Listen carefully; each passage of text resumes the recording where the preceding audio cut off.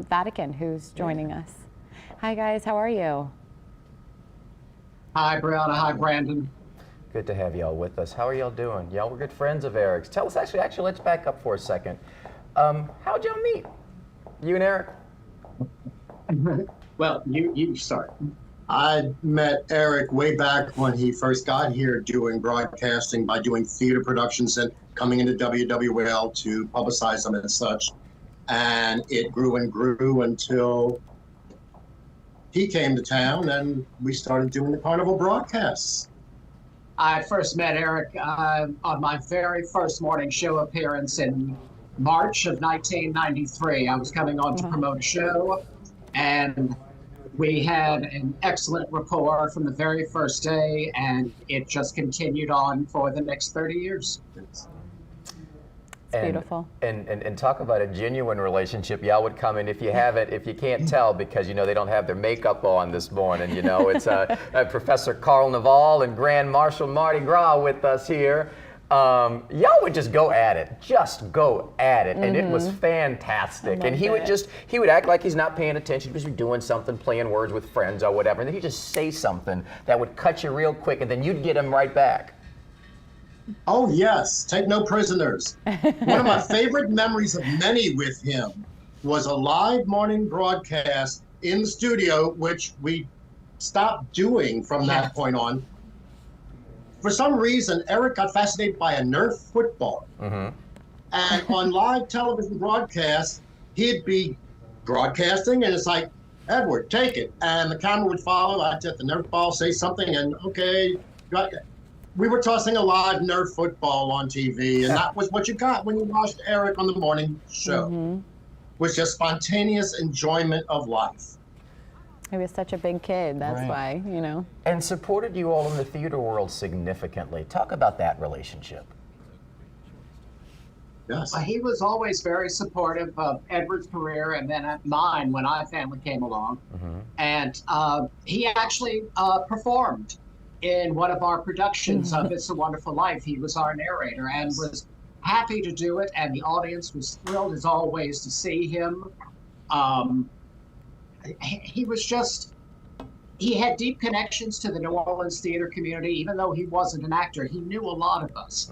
And he and former producer Dione Butler were dedicated to getting the local theater people onto the morning show and helping us promote our shows. And aside from that, it's the relationship and the deep friendship. Sorry. No, we understand. That we were lucky to have with Eric was a joy. It was professional and it was personal. It was real life with him.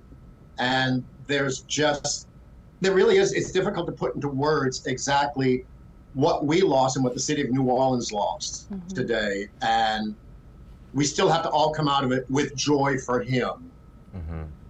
We truly do. And just being able to spend time with him, as you said, in the studio, cutting up with one another, barbs, left and right.